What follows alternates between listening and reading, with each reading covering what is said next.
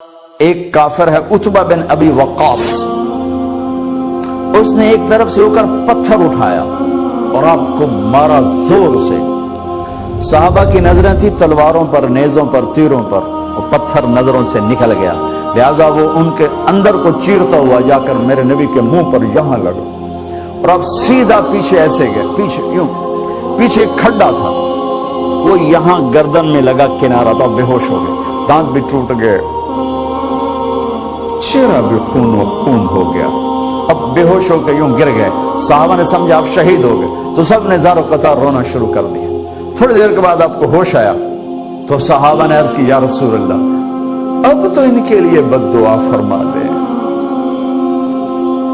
وہ نبیوں میں رحمت لقب پانے والا، مرادیں غریبوں کی بولانے والا، غریبوں کا والی، یتیموں کا مولا۔ تو اب تو حق تھا کہ آپ بد دعا کرتے۔ یہ سامنے امت نہیں ہے، قاتل کھڑے ہیں، کافر، آپ نے ہاتھ اٹھائے۔ صحابہ سمجھے کہ ہوں انہاں دے بیڑے بڑھ گئے۔ اللہم اغفر لقومی فإنہم لا یعلمون، اللہ میری قوم کو معاف کر، انہیں میرا پتہ۔ دیکھو میرے بھائیو، جس نے کافروں کے ساتھ یہ ہمدردی کے قتل کرنے والوں کے لیے دعا مانگی تو مسلمان ہو کر ایک دوسرے کو سلام کرنا چھوڑ چکے، ایک دوسرے کے پیچھے نمازیں پڑھنا چھوڑ چکے، ایک دوسرے پر کفر کے فتوے لگا کے بیٹھے ہوئے۔ مجھے بتاؤ تم میرے نبی کے ساتھ کیا کر رہے؟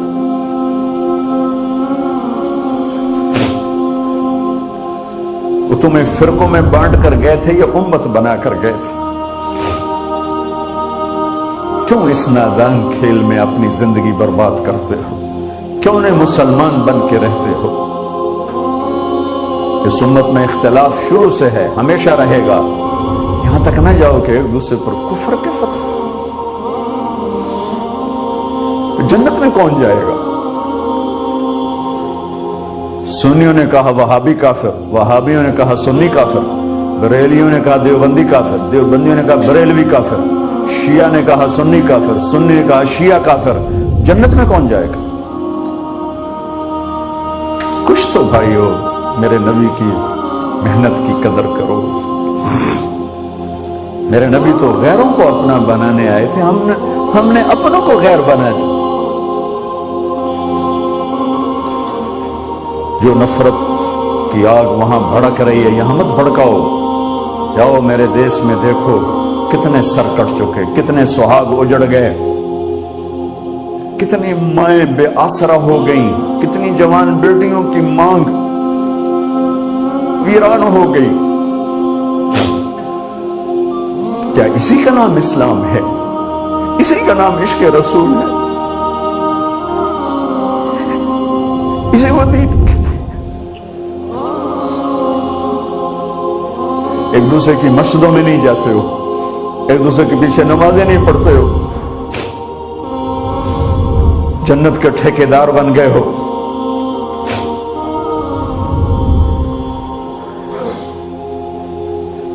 میرے نبی تو عبداللہ بن ابی کا جنازہ پڑھانے کھڑے ہو گئے تھے، جس کا کفر ابو جہل سے بھی بڑا ہے۔ ابو جہل اوپر کی دوزخ میں، عبداللہ بن ابی سب سے نیچے کی دوزخ میں ہے۔ ان کے بیٹے آئے، یا رسول اللہ میرا باپ مر گیا ہے، اپنا کرتا دے دیں گے میں اس کو کفن دے دوں؟ ہم نے کہا لے لو، کرتا اتار کے دے دیا۔ اب کہتے بدبخت منافق دفع ہو جا۔ کہ یا رسول اللہ آپ جنازہ پڑھائیں گے؟ کہاں پڑھاؤں گا؟ باقی منافقوں کا تو کسی کو پتہ نہیں تھا سوائے اللہ کے نبی کے، لیکن عبداللہ بن ابی کا منافق ہونا تو سب کو معلوم تھا۔ آپ جنازے کے لیے عمر سامنے آ گئے، یا رسول اللہ یہ کون ہے؟ تو مجھے پتا ہے کون ہے، تو آپ اس کا جنازہ کیوں پڑھا؟ کہ شاید اللہ معاف کر۔ کہ عمر پیچھے ہٹ جا، مجھے پتا ہے کو میرے اللہ نے کہا ہے تو ان کے لیے دعا کر یا نہ کر، میں معاف نہیں کروں گا، میں کرتا ہوں شاید اللہ معاف کر۔ پھر فرمایا کہ میرے اللہ نے کہا اگر تو 70 دفعہ بھی ان کے لیے دعا کر تو میں معاف نہیں کروں گا۔ اگر میرا اللہ کہتا اے میرے محبوب اگر آپ 70 دفعہ اس کے لیے دعا کریں گے تو میں معاف کر دوں گا. تو میں اس کم وقت کا 70 دفعہ جنازہ پڑھا دیتا. مجھے بتاؤ تم کہاں سے یہ دین لے کر آئے ہو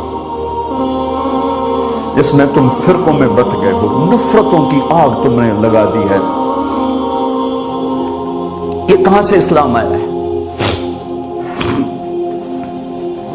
میں تمہیں اللہ اس کے رسول کا واسطہ دیتا ہوں, امت بن کے رہو, مسلم بن کے رہو,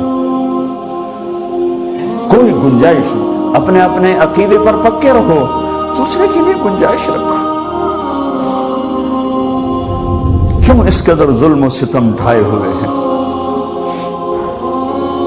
میں نیا تبلیغ میں گیا, کالج سے نکلا, ہماری جماعت ایک گاؤں میں گئی, ایک مسجد میں, تو امام صاحب آئے, ہمیں ماں بہن کی گالیاں دی اور ہمارے بستر اٹھا کے باہر مسجد دھوو, کتے اندر واڑائے. میں حیران پریشان, میں تو کوئی نہیں جانتا تھا کہ مذہب کیا ہوتا ہے, فرقے کیا ہوتا ہے. میں تو کالج میں گانے والا تھا, ناچنے والا تھا, جنید جمشید کی طرح. مجھے تو دین کا پتہ تبلیغ سے پتہ چلا. میں حیران پریشان کہ یہ مولانا صاحب کہہ رہے ہیں کہ یہ گستاخ رسول ہیں, اور مسجد دھو دو باہر کھڑے ہو, یہ مسجد میں کھڑے ہو کر ماں کی گالی دے رہے ہیں, بہن کی گالی دے رہے ہیں. تو پھر معیار دین کیا ہے؟ اتنی نفرت, اس قدر دوریاں. اگر ہم کافر تھے تو ہمیں گلے سے لگاتے, ہمارے نبی کی طرح ہمیں کھانے کھلاتے, ہمیں پانی پلاتے, پھر ہمیں بات سمجھاتے. لیکن ماں بہن کی گالیاں, مسجد میں کھڑے ہو کر, امام مسجد. ہم پنجاب کے ذمہ دار ہیں, گالی دینا ہماری سرشت میں ہے, لیکن مسجد میں کانپ جاتے تھے کہ کسی کو الو کا پٹھا بھی کہہ دیں.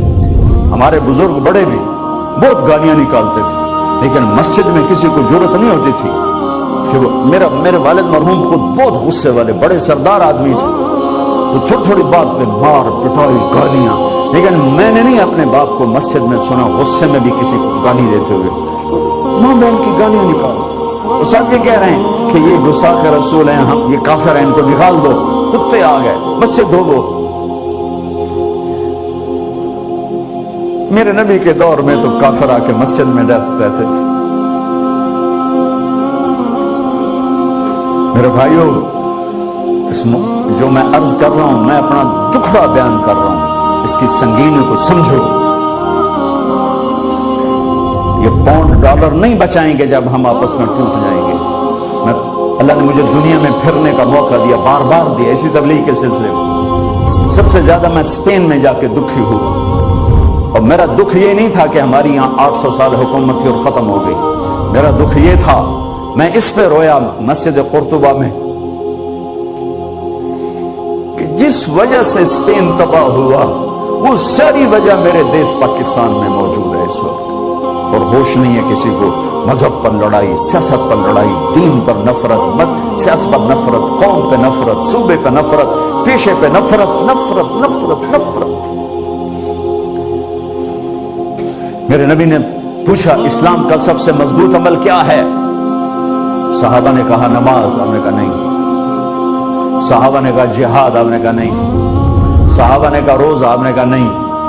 صحابہ نے کہا حج, آپ نے کہا نہیں. کہ یا رسول اللہ پھر آپ بتائیں. فرمایا دین کا سب سے مضبوط عمل محبت.